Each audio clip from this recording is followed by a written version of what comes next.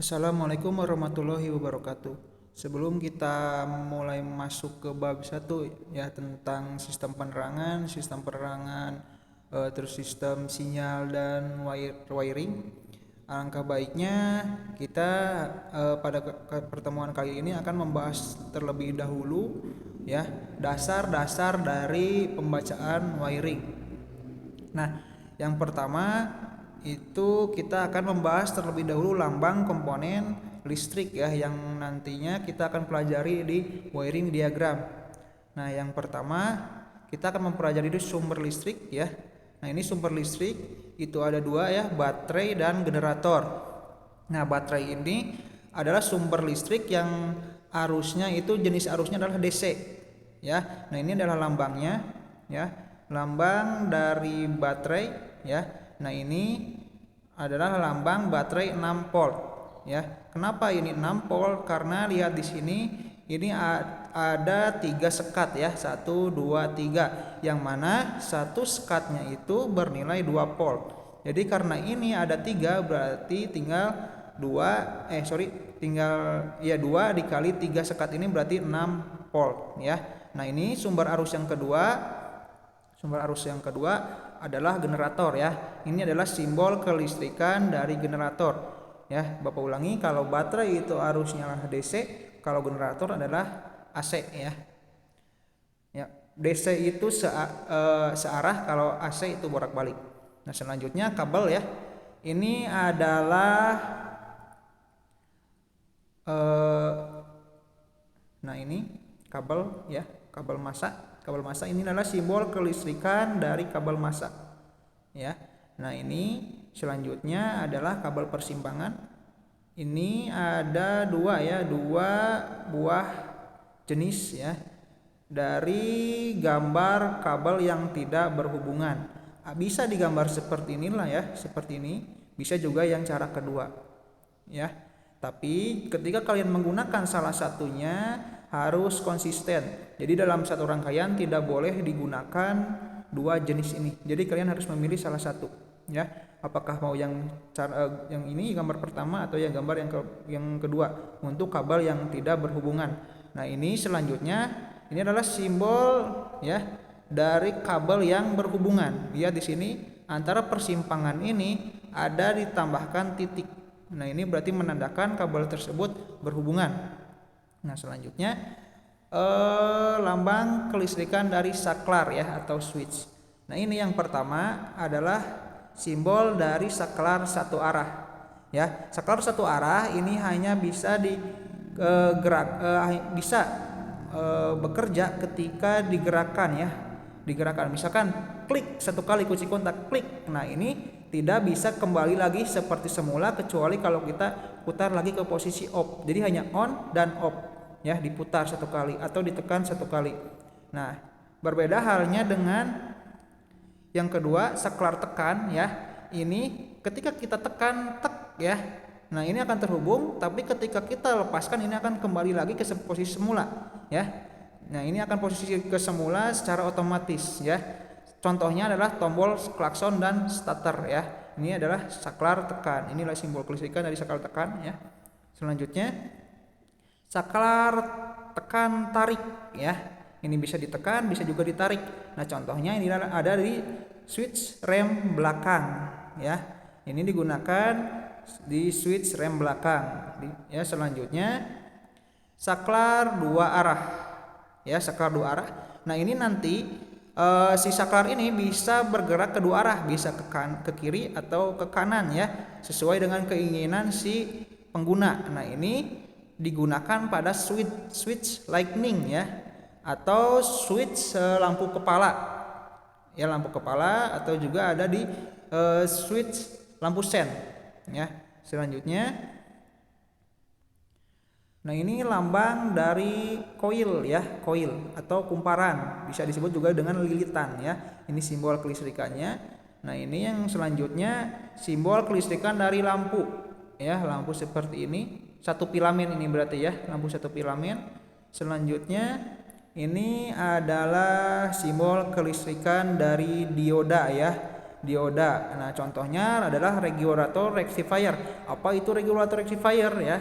Ini regulator rectifier itu biasa kita sebut dengan kiprok ya. Jadi di dalam kiprok itu ada dioda yang berfungsi untuk menyearahkan arus, merubah arus AC menjadi arus DC ya. Ini adanya di kiprok. Contohnya ya.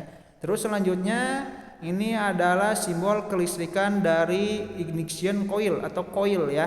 Ini fungsinya untuk memperbesar arus ya. Jadinya arus 12 volt menjadi arus ribuan volt. Ini fungsi dari coil ya. Nah, selanjutnya ini ada simbol kelistrikan dari tahanan ya, resistor. Ini selanjutnya simbol kelistrikan dari busi. Ini adalah kondensor ya, contohnya itu ada di CDI. Nah, selanjutnya elektromagnetik ya. Ini contohnya di stator com dan motor starter ya. Ini simbol kelistrikannya. Nah, selanjutnya alat daya ya. Yang pertama ini adalah simbol kelistrikan dari fuse atau sikring. Nah, ini fungsinya adalah sebagai pengaman wiring ya. Jadi kalau misalkan terjadi konslet, fuse ini atau sikring akan putus. Nah, selanjutnya ini adalah simbol dari platina ya. Ini simbol dari transistor ya, PNP transistor dan NPN transistor. Ini contohnya semua ini ada di CDI ya. Oke, selanjutnya bab keduanya ya, titik kontak pada saklar ya, pembahasan kedua titik kontak pada saklar. Nah, di sini ada berbagai macam jenis kabel ya, kabel dan juga simbol-simbol kelistrikan. Nah, selanjutnya ini ya, kalau kalian menemukan singkatan BAT, ini berarti baterai ya, baterai. Nah, kalau E berarti itu adalah earth ya, earth bumi berarti ya bahasa Inggrisnya. Nah, yang berarti massa ya, berarti E ini adalah simbol dari massa ya. Nah, kalau high ya, ini bahasa Inggrisnya adalah high beam. Nah, kalau bahasa Indonesianya adalah lampu jauh ya. Kalau HL itu headlight ya, lampu depan. HO itu horn, klakson berarti ya. IG ignition ya. Selanjutnya kalian bisa baca sendiri ya ke bawah di sini sama. P position berarti lampu posisi, R right dan kanan ya. Selanjutnya warna kabel.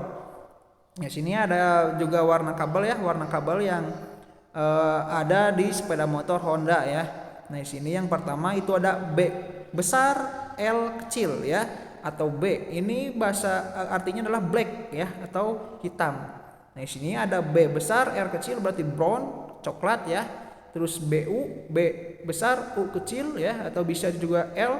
Ini singkatannya adalah blue atau biru ya. Nah, ini terus ya gray. Nah, terus ada LB atau SB ya. LB itu light blue. Nah, ini light blue berarti biru cerah ya atau biru muda. Nah, ini ada sky blue ya atau sky blue jadi warna biru langit ya. Ya, bisa disebut dengan biru muda di sini ya. Light green hijau muda ya. Dan selanjutnya fungsi dari warna kabel ya. Nah, fungsi dari warna kabel ini bedakan sesuai dengan fungsinya masing-masing ya. Jadi misalkan warna hitam itu pasti fungsinya beda dengan warna merah ya. Nah, kita bahas di sini. Nah, warna B ya, BL berarti ini ya. Ini warna hitam. Ini menghubungkan kunci kontak dengan beban ya, atau massa. Beban itu massa ya. Nah, arusnya yang mengalir di kabel berwarna hitam ini arusnya adalah DC atau arus searah ya. Nah, selanjutnya ini warna coklat ya atau singkatannya BR itu brown ya, coklat. Ini menghubungkan switch lightning ya. Switch lightning berarti itu adalah saklar lampu ya dengan bulb posisi. Berarti ini adalah lampu posisi atau biasa disebut dengan lampu sein ya.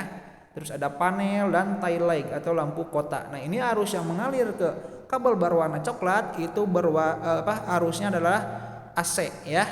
AC. Nah, terus bisa kalian baca sendiri ya nanti ini. Terus nah ini masih ada juga ya green ya, hijau, LG ya, itu L besar G kecil berarti light green ya, hijau muda ya.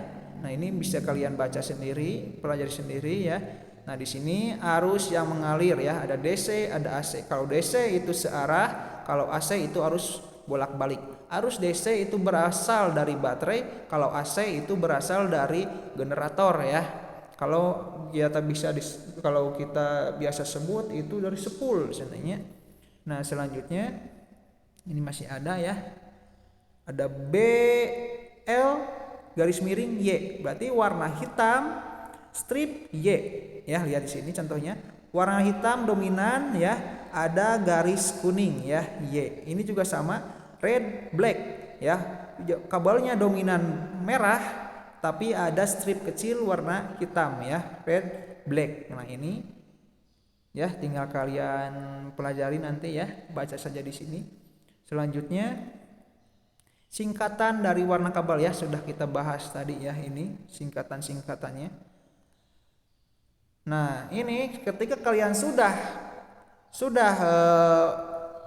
tahu simbol kelistrikan, warna kabelnya seperti apa, terus fungsinya seperti apa ya. Nah, kita nanti tinggal menerapkan di sini di wiring diagram. Ya, jadi kalian ketika nanti ada masalah misalkan di sepeda motor, kalian tinggal melihat wiring diagram ini.